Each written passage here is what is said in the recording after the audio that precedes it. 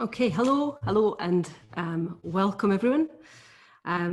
So good afternoon, welcome to the webinar. We're still just waiting for a few folk to arrive.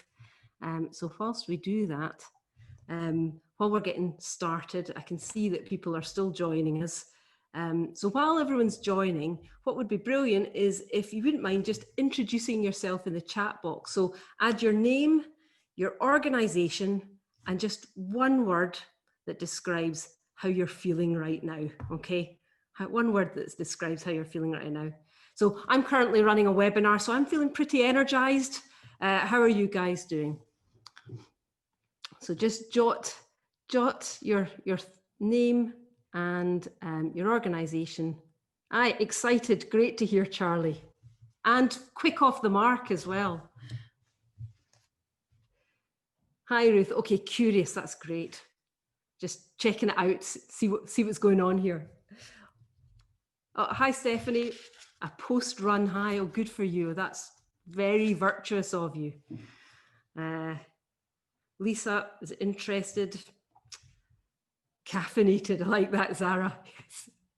I didn't need caffeine. Hyper already. So please feel free to share who you are, where you're from, and just one word that describes how you're feeling right now. Oh yeah, and I meant to say attendees in the drop down, you'll see it right at the bottom of the chat box so that everyone can see your chat rather than just the panelists, which is myself and the speakers. We want everyone to be able to see who's here. We like a webinar title that's got a little bit of drama. And in fact, we once actually started to work out among all our trainers how many people we've trained, and we realized that actually it's far more than 1,000 researchers online in the last 6 months. I think one of our trained more than 1,000. So plenty of experience and practice in training researchers over the last few months. I think my chat has stopped working, so I can't see what everyone's been writing in, so apologies for that. But we have learned an awful lot in the last 6 months, haven't we? So please do share your comments and questions in the chat box, because as much as we've learned a lot and we know we've got a huge amount of experience and expertise in the room, everyone out there, you've also got a lot of expertise and experience, and we'd love to hear your thoughts on what's been going on for you in how we've had to respond to what's been happening. So today we're really focusing in on taking stock, and it's some time for reflection, I think. And to be honest, that's been pretty difficult over the last few months as we've had to respond so quickly to what's going on, to what's happening. So we've got two fantastic guest speakers who are going to tell us about their experience and their learning from the last 6 months. And I'll ask them to look ahead at how what we've learned will impact what they do in the future. Our aim is to give everyone a sense of what's going on, share ideas about what's possible, and importantly, about what's realistic under the current situation. And I guess provide a bit of reassurance that everyone is really just trying to work out as we go along. Now, we've been running these CPD webinars since 2019, and we're delighted that this webinar is a Fringe event for Vitae Connections 2020. So a warm welcome to everyone that's joining us for the first time, and a big welcome back to our regulars who've been coming to see us. So lovely to sort of see you all, and fab to see some of our speakers and alumni here too. In the meantime, I think we're pretty much all of us still working from home, trying to keep things going. So with that in mind, and just to hear a little bit more from you before we launch into the webinar, over the last few months, I've been asking about Zoom interruptions that you've had, how you've managed with haircuts, what you find yourself wearing now that you're working from home all the time. This month, what I'd love to hear is how you've entertained yourself over the last 6 months. So please, in the chat box, share with us something fantastic you've read or watched or listened to, So maybe a podcast, a video, film or series, a book, music. Give us all some new entertainment content while we get started, and give us some ideas for what might be good to watch. Learning to quilt, oh, that sounds brilliant. Cobra Kai, never heard of a Tour de France, yeah, brilliant. Vicky from Newcastle, that's fine. Lots of binge watching, yes, indeed. I think that's all of us.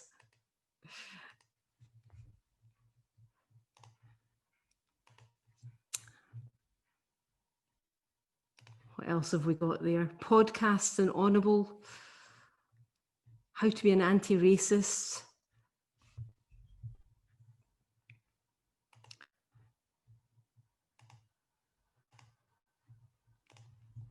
What else have we got?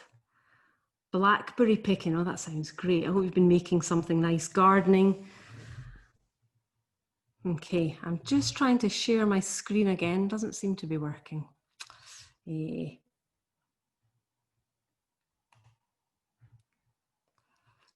Bear with me. There we go. Hopefully that should be it.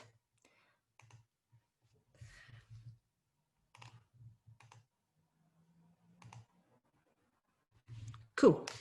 Okay, so we've got loads of interesting things going on. I think we've got pretty much everyone in the room now, so welcome everyone. All right, let's get started on the webinar. So our goal from today is really for you to pick up some new ideas, perhaps a fresh perspective, a new approach, some practical tips that will allow you to create an action as a result of this that will help you keep on moving forward. And if you can get something from this, if you can get an idea or an action, then I think that'll be a pretty good use of an hour from my perspective. So just a few guidelines for the webinar to help everyone get the most out of it. We're recording it and the link's going to be made available after the webinar, so please do share. Type your questions and your comments in the chat box. It's just really nice for everyone to be able to see everything that's going on. You can make your questions public, so please do that, or you can also do it so that the questions or comments are private, just so that Skillfluence team can see. But the default ideally would be that it's public for everyone to see. You're on mute, we can't hear you. I wish we could have more of a conversation, but hopefully you'll see some conversation going on here. And it's a jam-packed 60 minutes. We'll make sure we keep in time for it. So why are we doing this? Well, we like bringing people together to learn. That's basically what we do as a training company. We have contact with lots of different universities and people within them who are finding ways to develop researchers so that we've got to, so that we kind of feel like we have the reach where we can bring people together and facilitate a conversation. And we want to support the community. And right now, that feels more important than ever before. After the last webinar, we arranged 2 small network groups that worked brilliantly well. So we're going to do that again, and I'll tell you more about that at the end of the webinar. So a little bit about us before we move into the guest speakers. We've been going for around 4 years. We've trained more than 7,000 researchers, academics, PhD students over the years. We've got an amazing range of trainers, real subject matter experts. You'll meet one of them today, and we've got some of them on chat duty today as well. And we're working with more than 40 universities across the UK and Europe. So we focus on supporting and developing researchers to look outwards, to look out the way, giving them practical skills on how to communicate, collaborate, innovate, and work with or in industry, business, or startups. And basically for us, it's all about helping them make a difference. Right now, we're fully online, as you can imagine, but usually we're a mix of online and in person with workshops and residentials and facilitated events. Who am I? Well, I'm Alison Gray. I founded Skillfluence in 2015 after spending time on sabbatical in the US. And when I came back, I set up Skillfluence. And I've got 3 of my colleagues here today. I've got some of you will know them. So I've got Zach Sorrells. Some of you might know Zach from our Connecting with Industry training program. He's running tech support in the background. We've got Rachel Clark, who's our training operations manager, and she's an official chat box duty. And we've got Joanne Haggerty, who is in the chat box as well. And you might know her from running Multimind live business challenge programs, and she might just chip in the chat too. Okay, so let's move into the main part of the webinar.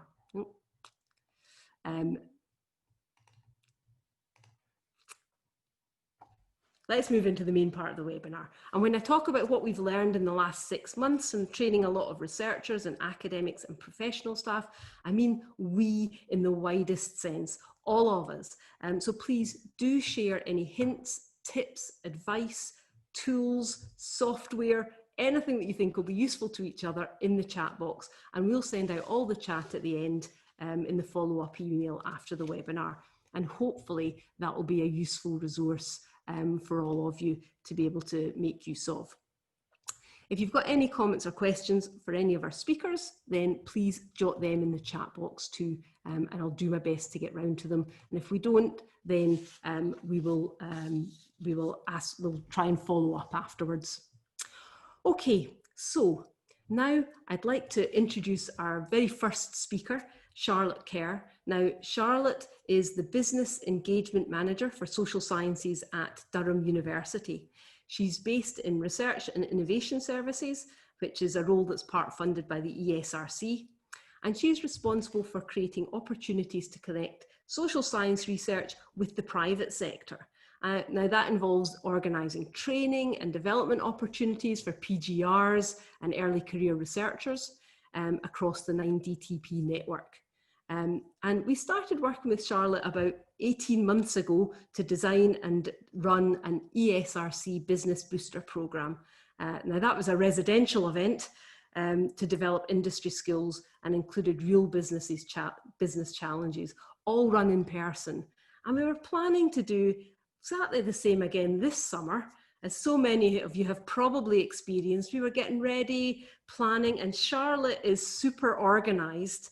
And she'd been, getting ready for it all in advance, and then everything changed. So what we're going to talk about now is a little bit of like what's been happening since then. So welcome, Charlotte. Thanks very much for joining us. Thanks for having me again, Alison. Brilliant. Yes. Now, Charlotte, you were our very first speaker on our very first ever webinar. So I'm delighted that you're back for more. Yeah, and this one isn't quite as nerve-wracking as it was the first time.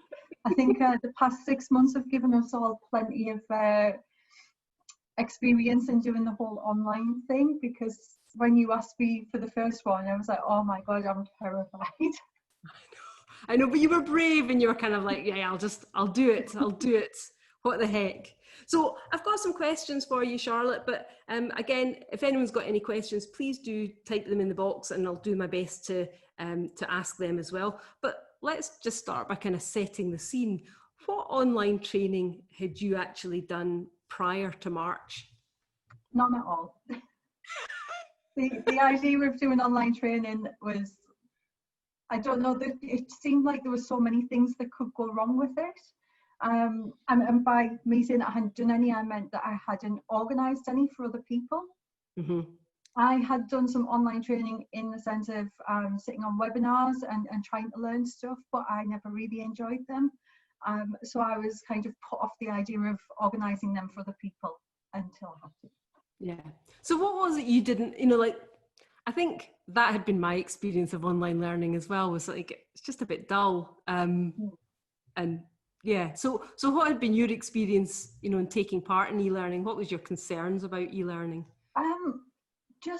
I think because a lot of things before everything changed is that a webinar was people just talking to you, and I think that a lot of people have a very monotone voice, and so it just felt like it would drone on. I would just lose interest and I would just start doing other stuff and totally zone out. And I didn't kind of want to organise that for people who might do the same. Yeah, no, absolutely. So how did you feel about going online when you realised it had to happen? What were your thoughts? There was definite sense of denial because of the funding, which I organise my activities through, we had to deliver something before the end of March, which, given when the lockdown happened, and added to that there was the industrial strike action, we had a very short window to try and fit something in, but we managed to have something booked for in person, and everything had to move online. Our funders, the original message was that we still had to do something before the end of March, so we just had to run with it and see what happened. But for all the training courses beyond that, I was still very much in a sense of denial. I was like, no, it's going to happen, it's going to happen. Still trying to speak to the venues, still trying to book venues for other things.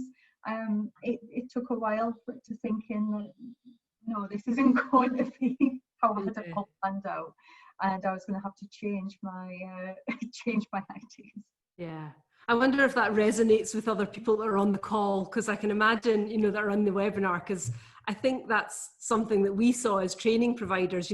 People were kind of holding off making a decision about, I think we might still, by September, things will be better, or, in the future it'll be better. You did also mention when I was chatting to you about this before you were coming on to the webinar, you did say that there might have been some swearing at points. Oh yes, there was a lot of swearing.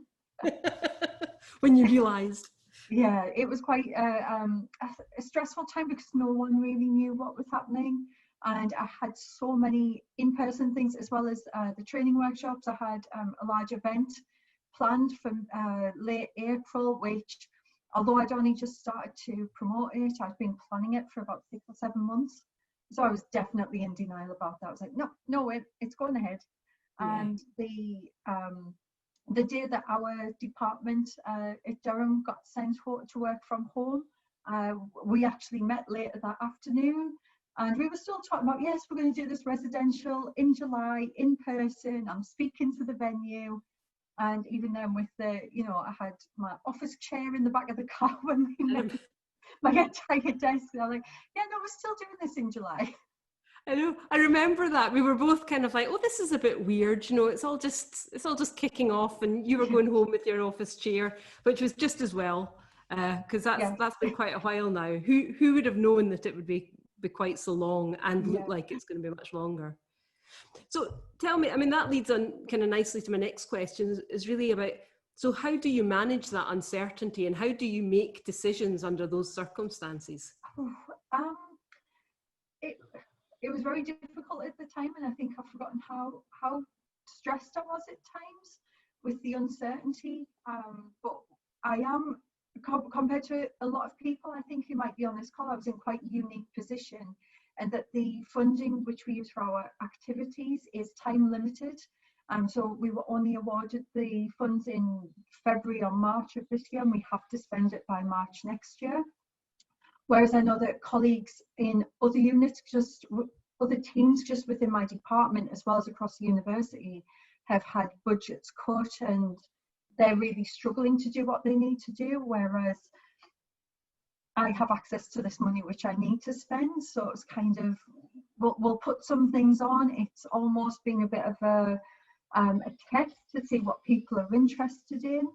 I've done a few different training workshops where I'd say the schedules are quite different, and that's also a bit of an experiment for me.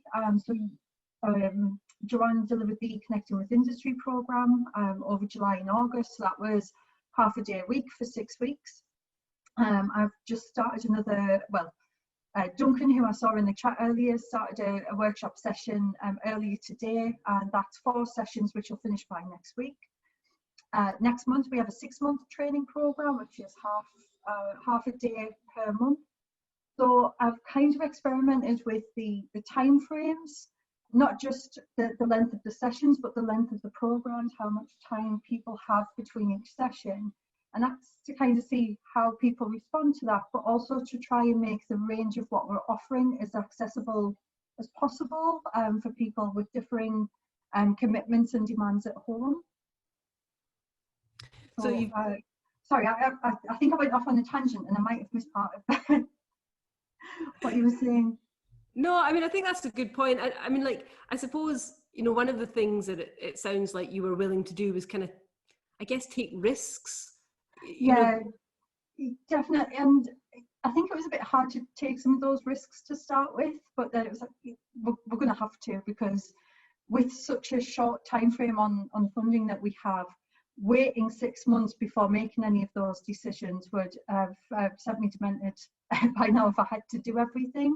So there was definitely an element of risk taking.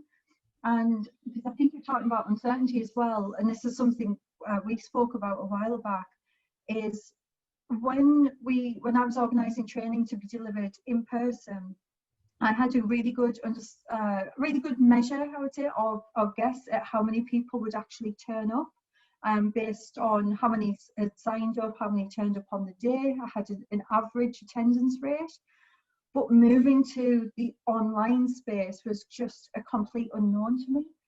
And I wouldn't even say that if I look at the training programs that have been delivered over the past 6 months, that I could get an average, because I feel like it's changed as the lockdown and the pandemic and everything has developed. I think priorities have changed, home circumstances have changed, and it's just very hard to predict. So you've just got to do your best and see what happens.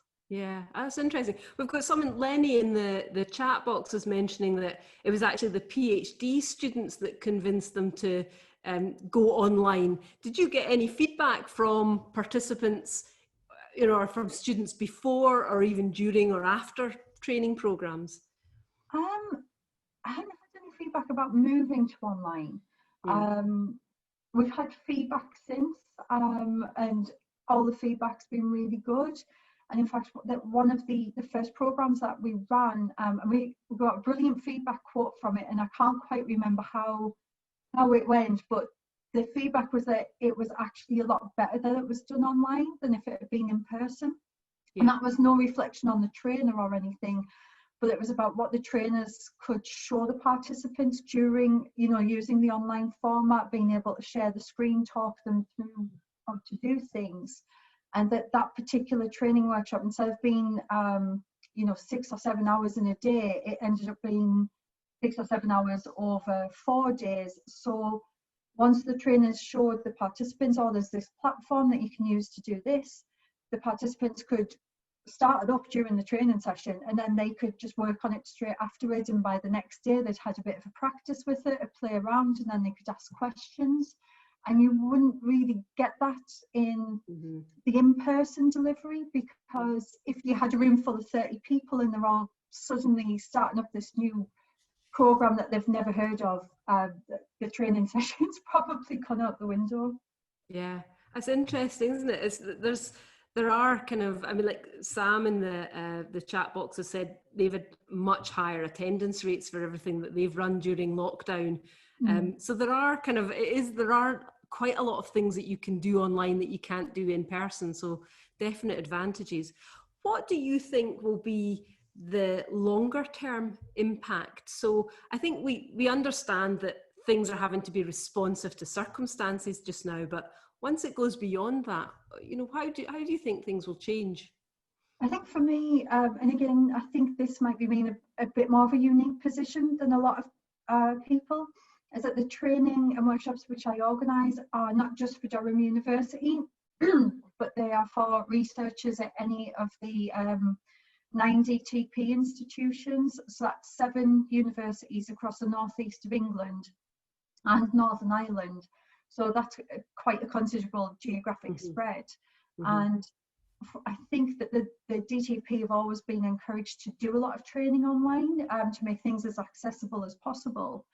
But again, because there wasn't really the experience of a skill set, I think, collectively, that didn't happen as much. But now, and it wasn't something I really wanted to consider, but now that we've had to do it and seen how well it works, I think that the students from Northern Ireland have loved having the opportunity to meet with researchers over here in the northeast.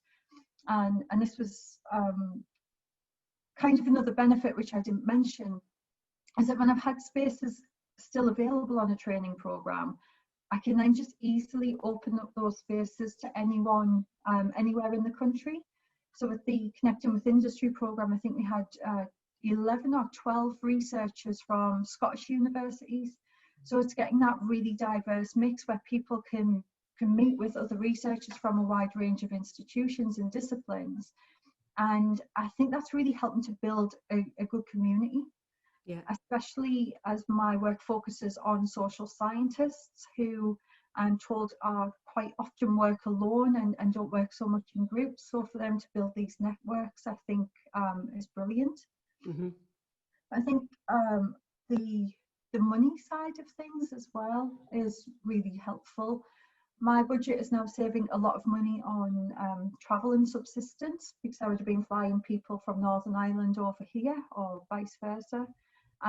But I do think that money ends up being reinvested into the training programs as well. Mm-hmm. Yeah. So more cost effective in some ways. All right, interesting. Lots of good points there. I can't believe the time's running away from me. I could well, as we say in Scotland, I could blether, I could chat a lot longer, but I'm going to come back to you with a final question here. What are your top tips or your advice for anyone who's, doing training online? What have you learned that you'd like to share? At this point, I'm referring to my notes because I knew that I would forget what I said. So one of the things that we spoke about was that, and what we just talked about earlier, was not knowing how many people are going to actually show up. And I think some people have a danger of thinking if something's online and they don't turn up, then it doesn't really matter because it doesn't really affect the value for money. But the training which I've organised, we've still put maximum capacities on there. We haven't wanted to open it up and have it a wide open access. We want it to be quite small, give all the participants a chance to ask questions and get direct answers from the trainers. So to try and make sure that we get 30 seems to be the maximum number that everyone seems to stick to. So to try and make sure that I get those 30 people who've signed up actually there. Lots of emails as reminders. When it's a series of work, well, whether it's a series of workshops or a standalone workshop, a diary invite in Outlook, which they all get invited to with the links that you can update as necessary. And then for the actual lengthier programs, and I think I've seen Duncan has shared this in the chat, so I've been setting up Slack channels, inviting everyone who's registered onto that channel, asking them to post an introduction to themselves, having different channels where they can share links of useful information, whether it's related to the research or related to something completely different, even if it's just what's been the best TV show that they've watched, just to try and build a sense of a cohort, but also to help with networking. Keeping things quite short. So I can remember saying this to you in the first couple of weeks of the lockdown. I heard about a department who were having to move a week-long summer school to online, and they literally moved the entire thing online. So it was 8 hours a day for an entire week. And I was just, oh my God, that sounds horrendous. One full day online and I am exhausted. I think 1 or 2 hour sessions just kind of helps keep the mind fresh.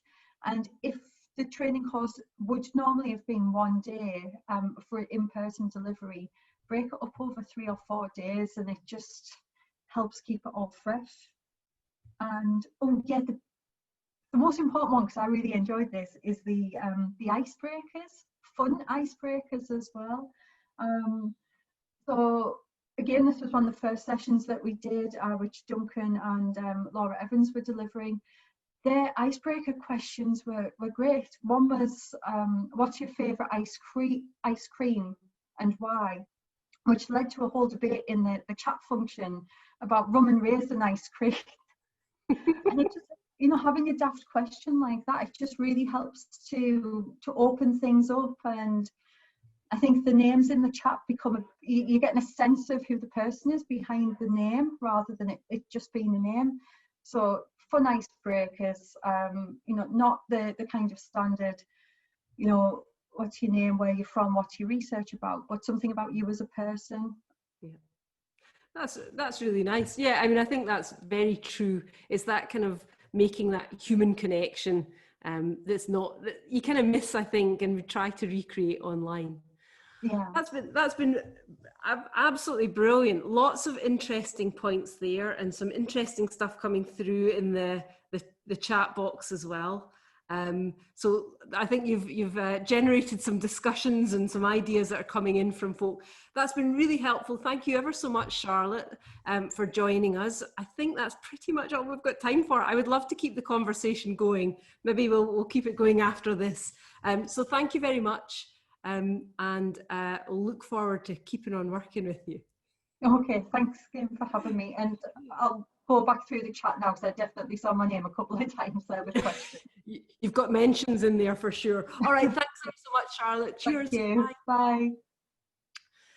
Thank you to Charlotte. That's great. And now I'm going to move on to introduce our second speaker. We're going to go straight into our second speaker, who is Dr. Jamie Gallagher. So a very warm welcome to Jamie. He's a fantastic trainer and very relevant, as we've just earlier this afternoon had the final of the 3-minute thesis. And well, Jamie is a previous winner of the 3-minute thesis. And as well as being freelance, he's been running a number of very well received Skillfluence workshops since 2017. But I think he's probably better positioned to introduce himself. So let me just start by saying, welcome, Jamie, and please introduce yourself. Hello, yeah, thanks very much for having me. I'm just going to remove the photo and then, oh, is that a bad thing? And then people can see me. Hello, yes, I'm Jamie and I'm a freelance engagement trainer and consultant. So I work with lots of universities, charities, museums, normally looking around public engagement, increasingly looking at online engagement, and very often looking at evaluation. So those are the kind of topics that I tend to be dealing with. Brilliant. So could you tell us a little bit about the training you've been doing over the last 6 months? I mean, things like, you know, how many people, group size, spread, all that kind of stuff. Yeah, well, I mean, I've loved the online training aspect of it. Like, I am fully converted to this, and I don't want it to entirely go away. I expect to go back to in-person training at some point, but I am happy online. I'm a massive geek. I spent all of my teenage years, all my early 20s on computers, gaming, running servers, and this is my home. So I'm quite happy to kind of fuse my past enthusiasm with current job. And I've ran lots of different training. I've learned so much over the past few months, and I've really enjoyed actually learning, getting to grips with it all. So if we rewind to March, I think I'd ran a couple of training sessions through Skype and things. I'd Skyped into conferences before, but not very much at all. And I didn't have any kit, any knowledge. I had to learn how to do it.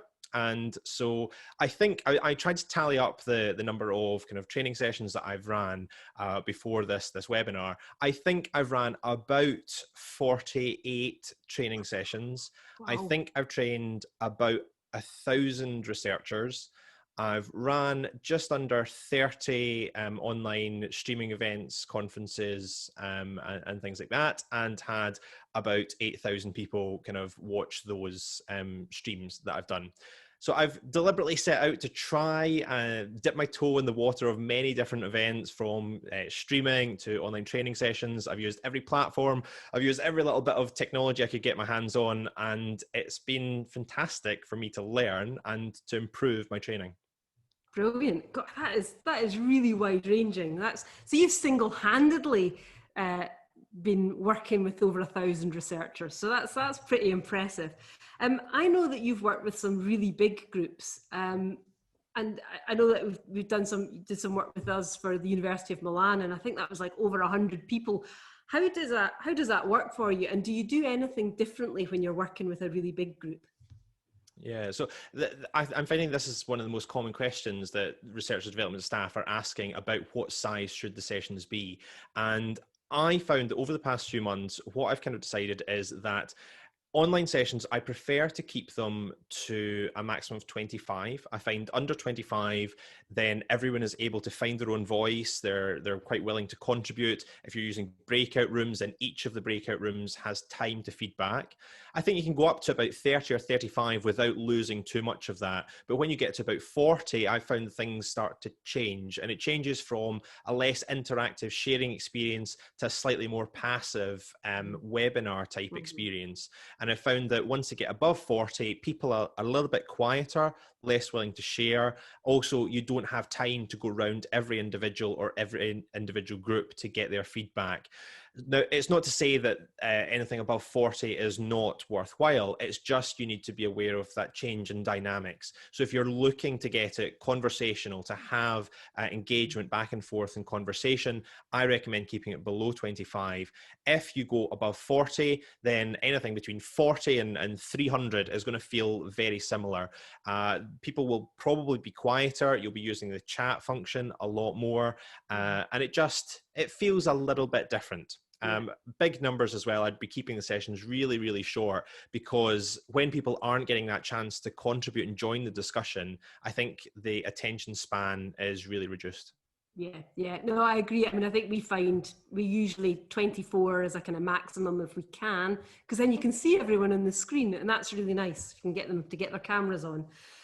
So we spoke to you in April about a month into lockdown, and I remember at that time you said, every week I'm improving. So where are you now? You know, what's changed since then?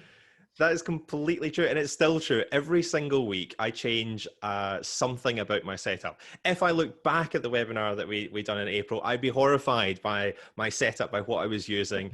Every single week, I've learned to do something a little bit different. What I'll just do is I'll just quickly flick onto my other camera. This is the camera I was using a few months ago. This is my laptop camera, and it looks completely different. Now, most people are using these and it's completely fine, but once you go onto a different camera, you can start to see the difference. And partly, this is not necessarily about how people are experiencing the training. Partly, this is about my confidence as well. I feel that if I've got this kind of professional setup, when people are buying me in, they're seeing something that has someone that's quite experienced and comfortable on camera. So I watched an endless amount of YouTube videos on setups, and have added things like the camera. I've got a different lighting setup. If you go into in fact, Skillfluence, I've just tweeted the kind of background setup to what I'm using. So you'll see the microphone, you'll see the camera, you'll see the lights that I'm using. I've got colored lights in the background, which is very YouTubey. I've got fairy lights. This is all just a bit of theater, but it helps me get into the kind of mindset, and I think it sets me apart in terms of training. You look at it and it looks different, it looks quirky, and hopefully that sets a bit of a tone for the sessions that I run. Yeah, I hear you can even change the color of your lighting. I can, yeah. I depending on the mood that I'm in. So today it's a kind of blue background, but it does the whole rainbow, and it can even transition. Got a little remote control for my light bulb. Oh my God, that's brilliant. That's brilliant.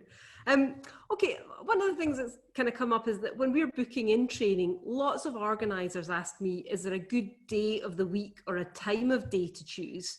They also ask about splitting the training. You know, should it all be in a day? Should it be consecutive days? Should it be within a week or more? What's your thoughts? What's your experience of that? Well, a pretty succinct answer to that is I don't know.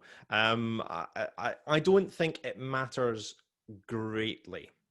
It depends. So some of the sessions I run are all day, some are half day, some I split up. I kind of leave that up to the research and development staff themselves to decide. They're going to know what works for their staff and their students, and I can normally fit in with that. Sometimes it works nice to have just a half day or a day blocked out, as long as you're delivering training that has lots of breaks, that has a lot of dynamics in it, that people are experiencing something different to keep the energy up. It can be done in one day. It can be nice to split things over different weeks or different days and see the same faces again, to let things settle in and dwell in between times. And so I actually quite in favor of the kind of repeat interventions where I'll maybe see people every Monday for 3 weeks. that works quite nicely. So in terms of day of the week, I've not found any particular pattern. In terms of timings, I've not really seen either, any kind of pattern there either. In terms of splitting or running it as a block, I think it's up to the kind of university, the organisation, to know how their staff are going to feel. One thing I'd say is that a lot of people have said that the more senior the staff, the more reluctant they are to block out a whole afternoon or a whole day, and that selling them 2 90-minute sessions is a little bit more appealing than the full 3 hours. Okay, all right, interesting. Yeah, because we do get asked that a lot. So another question then, how do you make your training as accessible and inclusive as possible when it's online? Yeah, that's a really interesting question. And a lot of people have been talking about when we're running things online, who are we potentially excluding? And to some extent, and this sounds terrible, but I think actually moving online has made things actually more accessible than a lot of the in-person training that we were running anyway. So most of the major platforms that you'd be running training through are pretty accessible through a screen reader. So if you're talking about visually impaired audiences, the online formats are quite accessible. If you're booking training as well, it can be useful to ask. So sorry, I should rewind a little bit. You can use subtitles in Teams. You can use PowerPoint subtitles in the other formats. So you can live transcribe the sessions that you're running. And not always are you going to want to have a PowerPoint slide up, but you could, in your booking form, have an option that says, would you like this to be subtitled? And you can work with that. And that's maybe a way of, when someone's booking, to kind of say, yes, this would be useful for me. So for visually impaired audiences, quite accessible already. For people who might struggle with a hearing impairment, there are subtitling options, or if you're on Zoom, someone can type along closed captions as well. Other accessibility issues, I think being conscious of the times that you're using, so splitting things up might be more accessible for people, having regular screen breaks where people can get away as well. So in terms of accessibility, I think we're doing pretty well, and there's some tweaks that can be done to help improve. Okay, interesting. Lots of good ideas there, and there's hopefully some folk are asking for some more tips in the chat box. So if there's anyone got any other ideas, thanks to Anna for sharing Jamie's tweet. That's brilliant. And there's folk loving your lighting. They're fans of the lighting and the idea of theatre as well. So that's cool. Now, you love your tools and your apps and your gadgets, and I think we had, I think it was Christina was asking what you would recommend. So could you share some of your favorites with us and maybe give us a little go with some of them? Yeah, definitely. So one kind of rule that I try and embed in my training is that every 10 minutes, someone should experience something different. So I'm not going to be talking at people for really longer than 10 minutes. To mix things up, I do many things. Breakout rooms, really useful. Having other people speak, ask questions. These are all the kind of standard things. You can go a little bit beyond. So I put a lot of kind of videos and cutscenes into my talks. So, they're going to see something different on screen. Also tools as well. I'm going to show you a couple of the ones that I use regularly. Some people in the room will already have heard of these. The first one I want to kind of throw us into to kind of experience is Kahoot. Now, you might have heard of Mentimeter, you might have heard of Kahoot. These are platforms that are interactive, real-time questioning apps. So what I'm going to do is I'm going to put up a Kahoot on the screen. That means that you're going to see some questions appear in this Zoom call, and you're going to be able to answer along in live time. So this is just to test out the feature and give you an experience of what it's like. So to do this, what I'm going to ask people on the webinar to do is I need you to have a second window. So what that means is either watch this Zoom call and get your mobile phone, or have the Zoom call opened on your computer and open up a separate little browser window, because you're going to need one to see the questions that I'm going to put up on the screen and a second one to answer in. So what I'd like you to do is either get your phone or go on, open up a browser window, and I want you to go to kahoot.it. You're not going to have to download anything. You're not going to have to install anything. I just want you to go to kahoot.it, either on your phone or on a browser window. When you get there, you're going to be asked for a game PIN number. And the game PIN number has just appeared up on the screen. You may also be getting the annoying noise. Is that working as well? Can you hear it? It is. I can hear it. Yes, it is. Is it too loud? Is it painful? Yeah, we'll cope. No, we'll I'll cope. turn down a little bit more. I don't know if that's working That's or not. better. Yeah, that's That better. better? Okay, so, we're already doing it. We know how to play Kahoot. Excellent. So go to kahoot.it, either on your phone or on a separate browser window. You'll also still need to be able to see this Zoom call as well. The questions will appear up on the screen and you will answer using your phone or that separate browser window. Kahoot is a paid tool. There's a free version, but it's quite limited, and it's similar to Mentimeter. It can gamify what you are doing. So on screen in just a second, I'll be putting up some questions and you'll be able to answer along in live time. The game PIN number is up on screen and it is 51943888. So kahoot.it or Google Kahoot and click on the first link and then enter in the game PIN number, which is 51943888. I'm going to start the quiz in just a second and the game PIN number will stay on screen throughout. So if your connection drops out or you're still trying to connect, the game PIN number will be at the bottom of the screen so you can reconnect. But for now, I'm going to start the quiz. Just a few questions, no points available for this, just to let you see what it's all about. And so first question about to appear on screen. A poll question, so no right or wrong answers here. During lockdown, how do you feel demand for training has it increased, hit red? Has it stayed the same, hit blue? Do you think there's a decrease in the appetite for training, then hit yellow? Or if you're not sure, hit green. So the answer is flying in there. Do you feel demand for training has increased, hit red, stayed the same, blue, decreased, hit yellow? Or do you feel you're not sure, then hit green? Excellent. So most of those answers through, increased. Excellent. So 38 of us feeling that the demand has increased for training, which is really interesting. I guess people are looking for things to do if they're in lockdown, maybe not able to access the lab in the same way. Next question. Which of these do you feel is the best platform for training? So do you think that Microsoft Teams is working well? Are you a Zoom fan? Maybe you're using Blackboard Collaborate, or maybe you're using something else. What platform do you feel works the best for training? I have many, many opinions on this. And you agree, most of you agree, Zoom is the best platform. If you're worried about security issues, trust me, they have been all but resolved. Unless you are talking highly, highly confidential secrets, you will be absolutely fine on Zoom, providing you know how to use it. It does seem to be a fairly reliable platform. Question 3 of 4, just a couple more to go. Which of these tools have you used before? So have you used Kahoot before today? Or maybe you are a Mentimeter fan. Have you used Padlet? I'm going to show you that in a second. Or maybe you've used Miro. Have you used any of these tools before? They all existed before lockdown, but they've kind of taken on new life as we've moved into the online space. Have you used them before?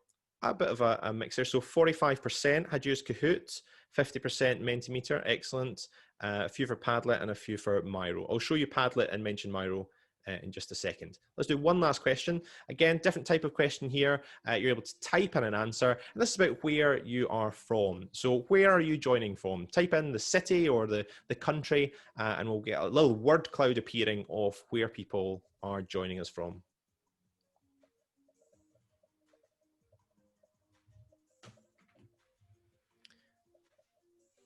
Like this, it kind of teases you. So there's a couple of big answers. What's that going to be? Where's that block of people? Oh, 2 blocks of people. What's it going to be? I can't see until the answer reveals itself. 2 seconds. 1.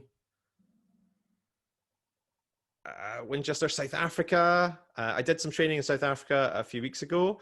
Dundee, Glasgow, excellent. Edinburgh, lots of Scottish people, excellent. So some people from very far away and some from quite close by. So that's a quick tour of Kahoot. And again, one of my favorite things, you can have it competitive as well. So points are available and people get quite invested in it. Lots of different types of questions you can ask as well. And so you can gamify what you're doing. Brilliant. That's fab. Thank you ever so much. It's good fun just trying these things out and having a go at them, because sometimes that can be a bit of a, it's a wee bit of a barrier if you've not tried them before. So it's good to give it a go. A couple more questions for you. So have you had anything go wrong, or maybe not go wrong, but not go as planned, and anything that's worked much better than you expected? Yeah, a really good question. So things that have gone wrong. The worst thing was I was Zoom bombed. So I'm a big Zoom fan, but I was Zoom bombed. So this is when a coordinated attack of people join a room to be deliberately disruptive and offensive. This happened right at the start of lockdown when Zoom bombing was a thing, before there was default passwords, before the URLs were changed, and it did throw me off guard. I wasn't sure what was happening. I just had to close down the session. To some extent, I'm not too annoyed that it happened, because it was a really good learning experience for me and for the Zoom company. It happened to lots of people all around the place. People were very supportive, very understanding, that this was just something that had happened quickly as people were trying to adapt online. But I went away and made sure that I was absolutely certain nothing like that would happen again. So now I know about the security settings on all the different programs. I know that when I'm running a training session, that people are going to be safe and secure and comfortable, and no one is going to interrupt. So I kind of learned from it. In terms of what's happened that is good, my favorite part of online training is the ability to go back to people time and time again. So with lots of the training, what I'm doing is running follow-on consultations. So maybe they see me for a half day, but then we do individual 15 or 20-minute slots where I talk through individual problems, questions, concerns. And that's something that I hadn't really been able to do when it was in-person training, because I would travel down to Sheffield, deliver half a day of training, and then I would come back and I wouldn't see them again.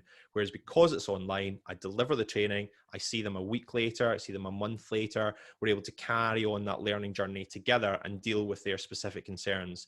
And that's been one of the most powerful parts of online training. Yeah, that's fantastic. Yeah, absolutely. Okay, final question for you. 3 top bits of advice, whether it's for someone organizing a program or someone delivering a program. What's your top tips for them? I would say first thing is start. You're never going to get it perfect the first time you do it. So just start, and things will go wrong, but people are really being very accommodating. They're not expecting everything to be perfect. So definitely start. Second thing I would say is watch and learn. Get on YouTube. There is explainer videos for absolutely everything. Learn how to get the setup you want. Learn how to get the tech setup you want. You don't necessarily have to spend a fortune. So get on board and try it. Learn and try and improve each time you go. Third tip as well, I would say, is change continually. People can't stare at a screen all day, every day. Have videos, have games, have discussions, have people contribute as much as possible. Try to make it interactive. And that is going to be really key to the success of a session. So get on board and try it. Improve every single time you do something, and make sure it's as interactive and conversational as it possibly can be. Brilliant. Thank you very much, Jamie. That's been really interesting. It's been good fun as well. I like trying out the Kahoot and giving it a go. So that was great fun. It's generated lots of discussion in the chat box as well. So you can go and have a little browse through there and see what folk are saying. So thank you ever so much. That's been really interesting. And I'll speak to you soon. Okay, thanks, Jamie. Thank you. Cheers. Bye. All right, let me get back to share my screen.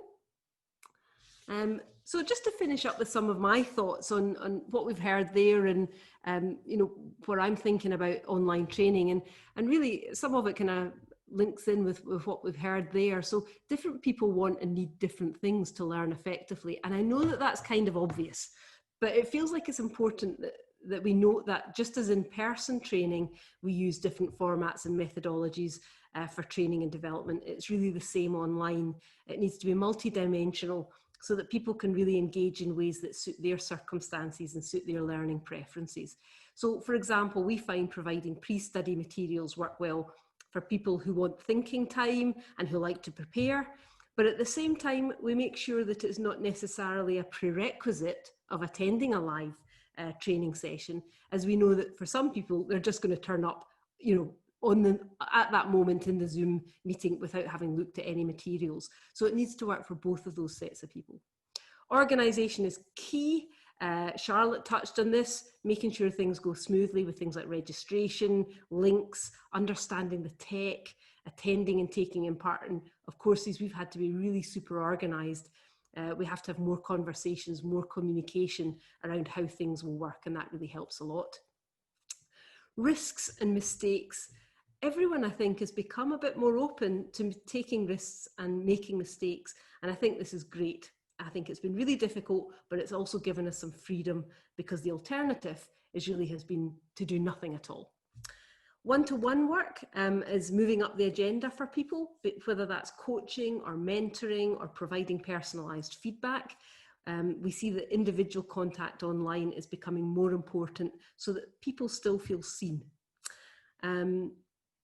Lots of benefits to being online. There's things that we can do now that we couldn't do before. So, for example, geographically dispersed people can be meeting far more regularly than just once a year at a residential course. We've been able to bring in some amazing guest speakers from all over the world that we just simply, we couldn't have had that before. And now they've just to give up half an hour of their time. So it's a lot easier for them. And then I'll just finish my thoughts with a David Bowie reference. I would sing this to you, but it's probably for the best that I don't. But things are changing really rapidly. I mean, remember the first month we were all on house party drinking G&Ts with our friends, and then that kind of moved on, and then it evolved to pub quizzes and trying that out. And now every time I mention a pub quiz to a PhD student, they're running a mile. They've had enough pub quizzes. So we've got to keep on upping the ante and changing what we're doing and evolving. So it's all about being responsive and flexible and supportive and kind to ourselves and to each other. Okay, so I want to tell you, just to finish up now, I want to tell you about some small group networking sessions. Rachel will share the link in the chat box. I mentioned this at the beginning. We're going to host 2 small group events next week. The first is simply a coffee break session. These are relaxed, conversational sessions. The last one we ran had 12 people involved in researcher development from 12 different institutions. So it's a great chance to expand your network. We've got limited spaces as the group is kept to a maximum of 12. We have to keep it small to make it meaningful, really. And it's about networking, sharing and discussing, and somewhere to gain mutual support around current challenges or areas of interest. We provide you with a lovely virtual room where you can meet up. We give you a bit of structure for conversation. We get you into little groups, and we provide fresh filter coffee, an array of interesting teas and virtual cookies. It's all calorie free. The second group, so the first group's on Wednesday the 23rd, 3 to 4 p.m. You can sign up right now. The second group is going to be a bit more focused. It's for anyone interested in working with other universities to develop shared provision, whether that's making links with people around similar themes, co-design, co-creation of content, partnership delivery of sessions, joint commissioning. So this is the first time that we've tried a themed networking group. So we're really interested to see if you're interested in taking part.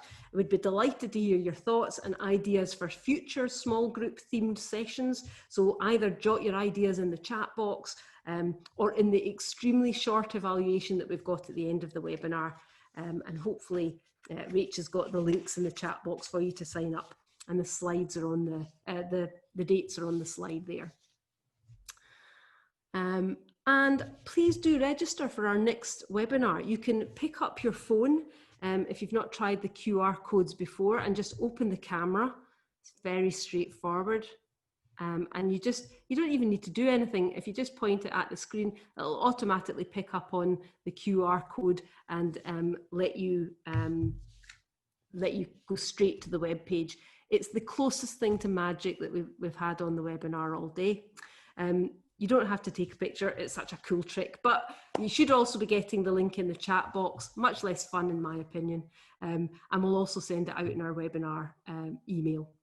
At the next webinar, we're going to have real live researchers here so we can talk to them about their perspective on learning and training and development, see what they've been doing, what's working for them, what's not, and what they'd like to see in future. So just to finish up, hopefully you've found the conversations really enlightening. I've found it fascinating. It's great to hear other people's thought processes and perspectives. And hopefully you've gained new idea, insight, learning or action, and some reassurance that you're not on your own. Thank you to our wonderful speakers, to Charlotte and Jamie. Thanks to the team at Vitae for their support in letting people know about the event. Thanks to my colleagues, to Joe, Rach and Zach, who've been making sure the webinar runs ever so smoothly. And thank you to all of you for joining us. Please do feel free to keep in touch. Contact me if you have any questions, training queries or ideas for future webinars. If you'd like to find out more about what we do at Skillfluence, then please do email me at alison@skillfluence.co.uk. There's a short evaluation, just 3 questions, so super short when you leave the webinar. We really appreciate your feedback. It really helps us to grow what we're doing and get better at it, basically. So please do let us know what you think and give us some ideas for what would be helpful for you in future. And I hope to see you at the next webinar. Thanks ever so much for joining us, and goodbye.